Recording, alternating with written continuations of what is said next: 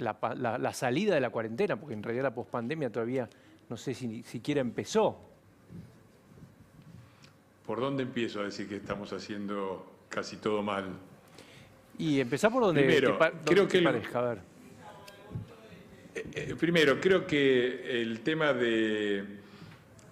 sanitario necesita algún tipo de balance con el tema económico. En todos los países se ha debatido esto.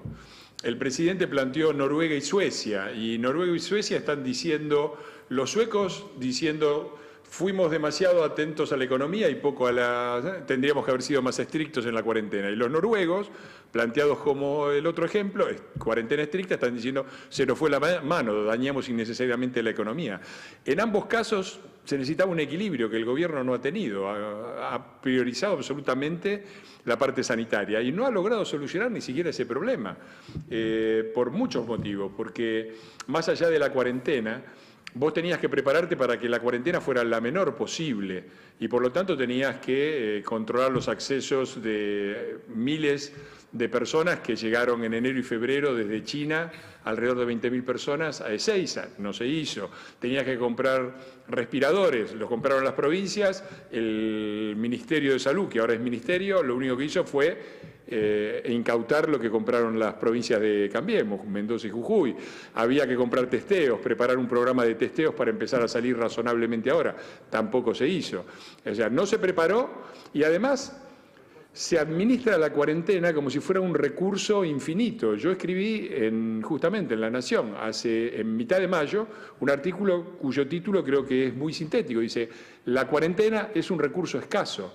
Vos no podés tener a un país 4 meses cerrado y después decir, bueno, ahora vamos con más cuarentena, porque no funciona, porque la gente no da más, porque la economía no da más, porque hay gente que necesita salir a laburar para comer y cuando uno ve dónde está teniendo impacto hoy la pandemia es justamente en esos sectores, que tienen los sectores más pobres de la ciudad de Buenos Aires y sobre todo el conurbano,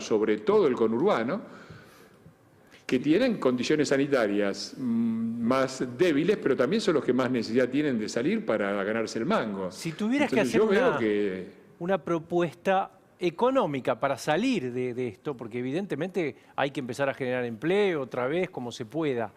Propuesta, digo, ¿qué se te ocurriría? Sí, lo digo en italiano, es un dicho que se usa para los médicos, es primo non nuocere, primero no hacer daño.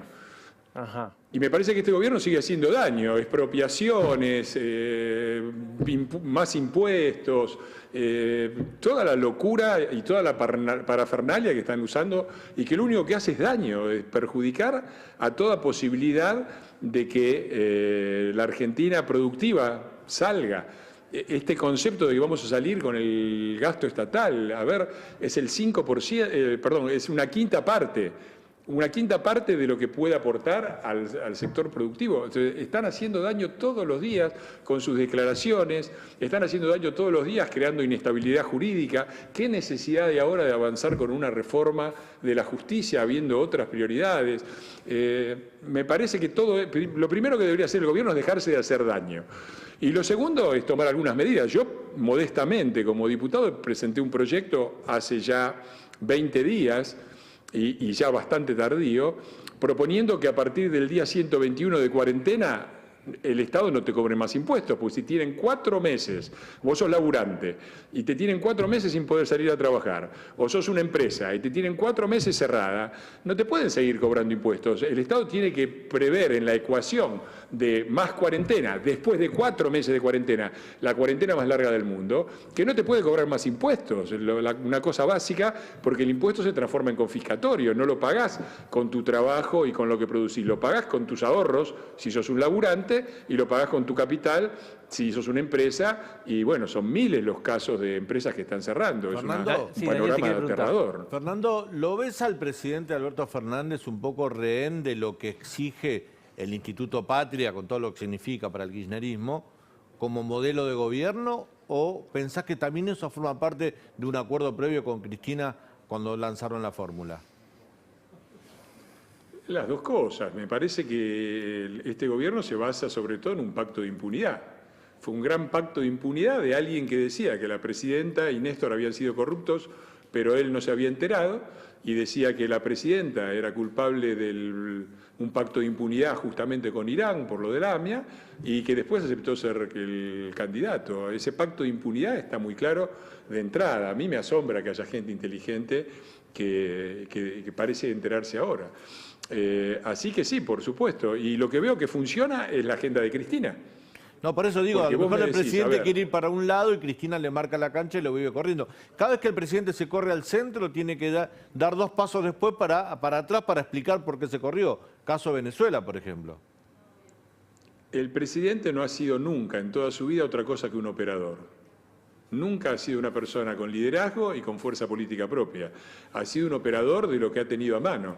Era funcionario de Alfonsín, fue el jefe de superintendencia de seguros con Menem, fue el jefe de gabinete con Néstor y después con Cristina, hasta que lo echaron, y fue siempre un operador, y sigue siendo un operador, por supuesto.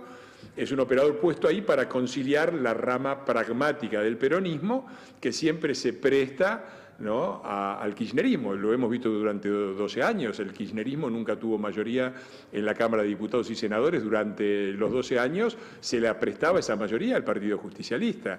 Y el presidente tiene que administrar eso, pero lo administra como representante de la accionista principal, que es Cristina. Mirá lo que avanza, Daniel.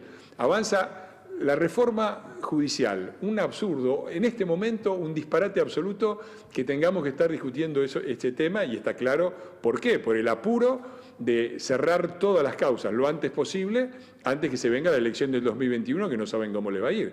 ¿Qué otra cosa funciona? Mirá la política exterior. La Argentina cada vez está más aislada, se ha peleado con todos los vecinos, ha agredido a todo el mundo, casi entramos en guerra con Suecia y con el País Vasco por las declaraciones del presidente. ¿Qué otra cosa más funciona? El Ministerio de la Propaganda y el Ministerio de la Venganza. Entonces, todo lo que funciona, y las cajas que maneja mayoritariamente la Cámpora, ANSES, el PAMI, todo. Fernando, entonces, lo único que ha ido para adelante es la agenda de Cristina, la de Alberto te la debo. Fernando, hablando del presidente, sí, y teniendo en cuenta que suele chicanearlos, por ejemplo, a vos y a otros que escriben en Twitter, mientras que reivindica a los que gestionan. Si vos fueras hoy el jefe de gobierno de la Ciudad de Buenos Aires, ¿dirías estas mismas cosas o tendrías un estilo más moderado como el de Horacio Rodríguez Larreta? Yo creo que la función es importante y el compromiso que vos tenés y el mandato que vos tenés. El mandato que tiene Horacio, y no se lo envidio, es muy difícil, es sacar adelante una ciudad en una circunstancia política y económica complicada y sobre todo con un gobierno hostil que está esperando la primera excusa para ir por tu cabeza, para quitarte puntos de la coparticipación, para no darte los recursos que ya sabemos cómo administran el federalismo estos muchachos que se dicen federales. Entonces yo entiendo muchos de los problemas que tiene Horacio y creo que él tiene un compromiso no solamente con sus votantes, él representa a todos los ciudadanos de Buenos Aires, es el jefe de gobierno de todos los ciudadanos de Buenos Aires y tiene que sacar adelante a la ciudad de Buenos Aires. Fernando. Yo soy diputado nacional y respeto mucho su mandato, pero tengo el mío, que es representar al más del 50% de la población de la Ciudad de Buenos Aires que nos votó para hacer oposición. Y yo entiendo que eso es así. ¿Serías tan amable de esperarme unos instantes? Yo te quiero preguntar si cuando el gobierno convoca al diálogo, la oposición tiene que ir. ¿Me lo contestás en unos instantes? ¿Cómo no? Dale, vamos y volvemos.